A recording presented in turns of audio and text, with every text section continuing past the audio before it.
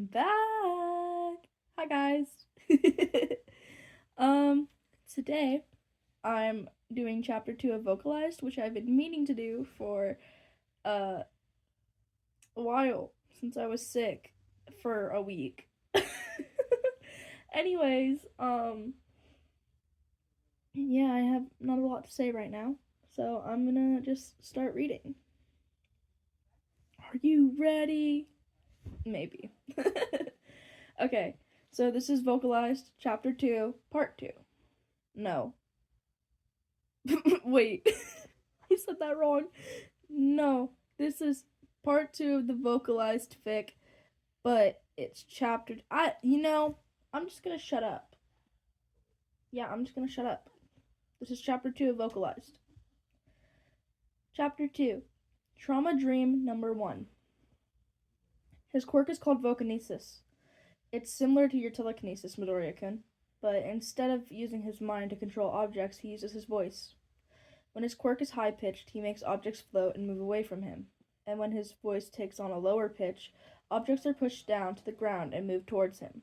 Now, he controls objects whenever he talks, so if he wants to not use his quirk, he can't talk. Dr. Tsubasa explained my quirk to my mother on my 5th birthday. I see, my mother said, her smile strained and her tone cold. Can you put his Quirk Registry as quirkless? He won't be able to use his quirk anyways, so he might as well be quirkless. Sure, Midoriya, Dr. Tsubasa said, turning to his computer. I looked at my mother, eyes wide. Why? I started to ask, but my mother slapped me across the face. Don't speak, she yelled. Dr. Tsubasa wasn't even fazed. You listen to me, Izuku. You will tell no one about your quirk, and you won't speak again. Got it? Her tone left no room for argument, so I just nodded as I held my cheek and held back tears. He's now registered as quirkless, Dr. Tsubasa said, turning to face my mother again. That's it for this visit. Also, please tell Hisashi I'll have the project done by Friday. I'll let him know, my mother said, smiling. Thank you, Tsubasa.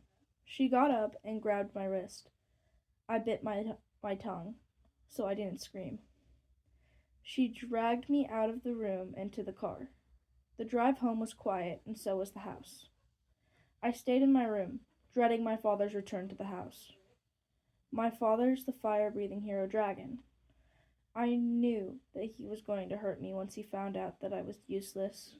My father came to the house 2 hours after my mother and I got to the house. It took all of 10 minutes for him to burn down my door and drag me into the living room. He screamed at me. He burned my skin, clothes, and my heart. He slapped me. He kicked me. This lasted for over an hour. I had 3rd-degree burns. So many cuts and bruises covered my body. My mother had just watched everything happen. Not once did she try to help me. When I tried to push myself up, I failed. I was silent as I curled into a ball and cried. It was one of the worst days of my life. This was just the beginning. When I woke up the next morning, I had to figure out how to treat my own wounds since my mother wouldn't. At least my father hadn't burned me anywhere I couldn't cover, like my face. While I was treating my wounds, I heard my mother on the phone with Auntie Mitsuki, fake crying. He doesn't have a quirk, Mitsuki, she said, through tears. On top of that, he hurt his vocal cords yesterday, when he was playing outside. Now he can't talk. I just can't believe that he's not going to be able to become a hero with Katsuki. I didn't like what I was hearing. I quickly finished treating my wounds before I grabbed my backpack from my room and went outside. I wasn't running away. I just needed to get out of the house. I limped around as I made my way to the park across the street from my house. The house. I sat down and took my notebook out of my backpack. My hands were shaking a lot, but I ignored it and started writing about heroes. After a little while of writing, I took a break so my hand could rest. I watched the other kids play on the play sets. While I was just watching the other kids, I heard someone sit down next to me. I turned to see who it was. I saw a man with long black hair, black eyes, and a scruffy appearance. He looked exhausted, which is how I felt. He was wearing a black jumpsuit and a big scarf around his neck. "Are you alone, kid?" he asked, glancing at me. I hunched in on myself slightly. Mother told me never to talk to strangers. But this man seemed nice. I nodded. He sighed. "Where are your parents, then?" he asked, turning to face me fully. Now that I could see his face fully, I could see that he looked kind of young. Like he was in his early 20s and not in his early 30s like I thought. I thought about how to answer him since I couldn't speak without using my quirk. Then I remembered my notebook. I opened it to a clean page and wrote, "At house." The man nodded. "Are you unable to speak?" he asked in a soft tone, not an accusing one like most people would use. I nodded. He nodded too. "What's your name, kid?" he asked. "Izuku Midoriya. Please call me Izuku," I wrote. The man just nodded. "I'm Shota Aizawa," he said, and I smiled. I talked with the man, more like he talked and I wrote, for a while. It was probably an hour or two. We were talking when Kacchan showed up. "Deku!" he yelled. I tensed.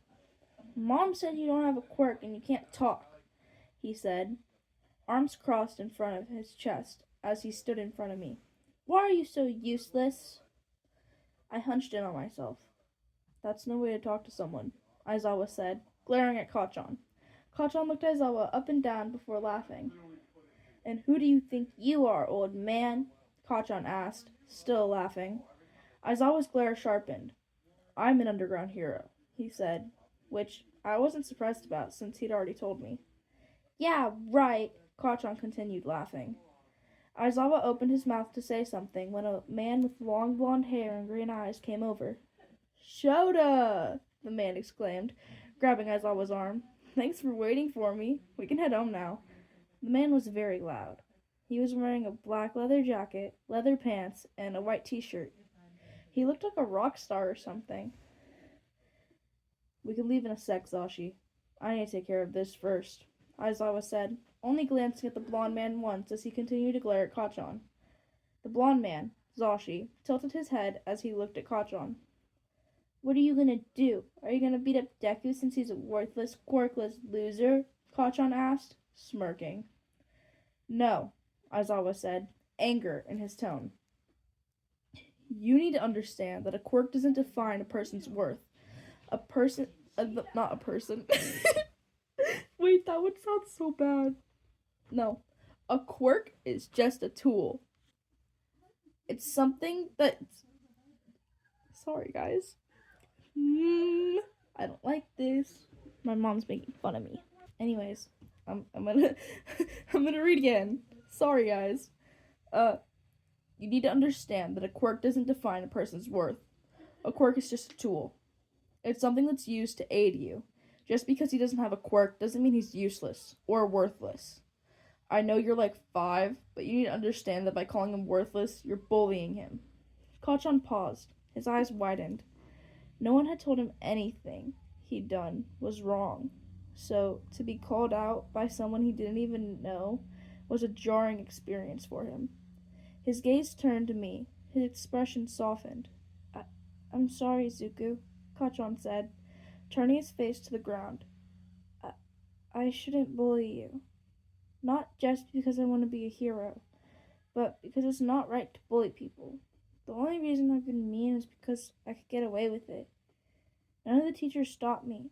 They encouraged me. So, again, I'm sorry."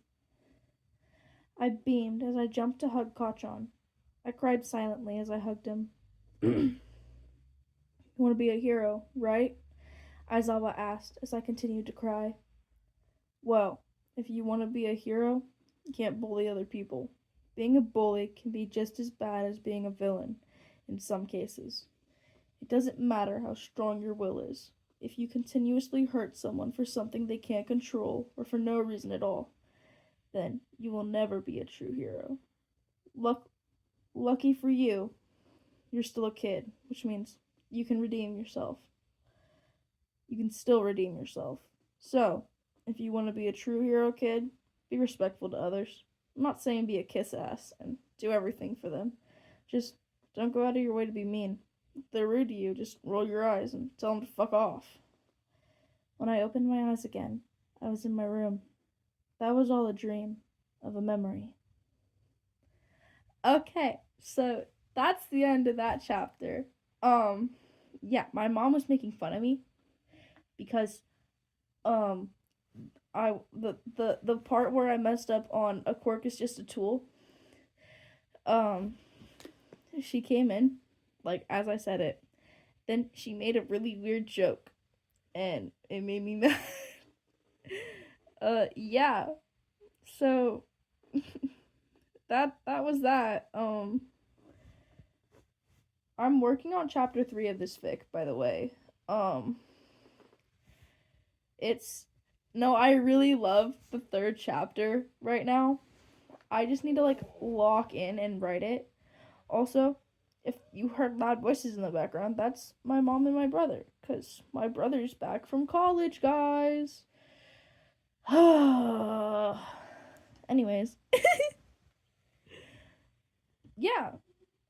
Tomorrow's Mother's Day, so happy Mother's Day to all the mothers out there. And all the actually, if I say all the grandmothers, that's also all the mothers cuz they're mothers of mothers. I don't know.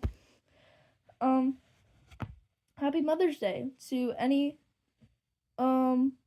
out there. Even if you don't have an actual kid, if you just have a dog and you're a dog's owner, happy Mother's Day to you. Your dog, your animal is your kid, guys. Trust. Anyways, love you guys. Have an amazing day, night, morning, evening, whatever else there is out there. Have a great time.